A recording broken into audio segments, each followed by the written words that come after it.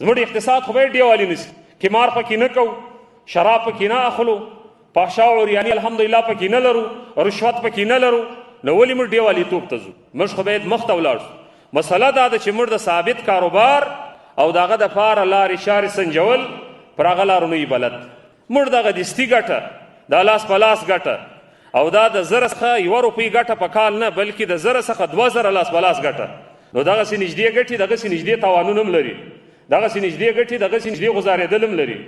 نتیجه بیا دا وي چې ستړی بې زه ګالم، بمبار کېږم به زه، چاپه به پر ما ویل کېږي، بچي به پر ما ژړېږي، ځوانان به زما په مابس کې ناست دي، مګر ګټور مواد به یونان ته رسېږي، اروپا ته به رسېږي، امریکې او فرانسې ته به رسېږي. د هغه شی هلته استعمالیږي خو هغه مفید او ضرري وضعیت یې زما سره او د هغه بوج او لوډ او د هغه ستړیا زه برداشت کوم.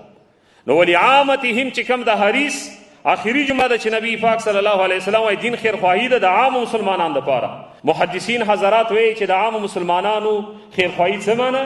یعنی بجلب المنافع والمصالح لعامتهم وضفع الضرر عنهم، یعنی دا چې امام به داسې پالیسي لري چې د مصالحو جلبه کوي، منظمه پالیسي د اقتصاد او پرمختللی استراتیجیک پلان او د لوړو معیارونو نه برخمن پلان د اقتصاد مخکې اچوي او هغه مضر وضعیت چې کم په اقتصاد کې موږ لرو، په امنیت کې لرو، د هغه نه به ځان راساتي او ملت به په دې کې دعوت ورکوي چې دا خوا نه راوګرځي.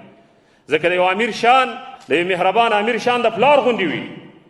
بچي ګرد عمر د پلار په هغه وخت کې ناراضګي لري چې بچی د خپل مضر وضعیت نه ناخبره وي چې زه د محلکت پر لار روان یم. فرض کړه که پلار ورته وایي چې بچی سګرېټ مه څکوه، پر ده باندې بد لګېږي، ولې د طبیعت یې اوړي. که ورته چې د فاسقو خلکو سره مخ شي نو د پر طبیعت باندې بده لګېږي.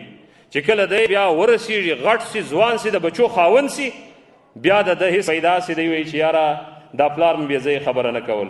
مړو تاسو په دې ملت او په دغه ولایت کې اوسېدلو، دغه ګلدانونه چې نن ګلان پکې شنه دي، دلته به یو وخت روحینیان شنه وه.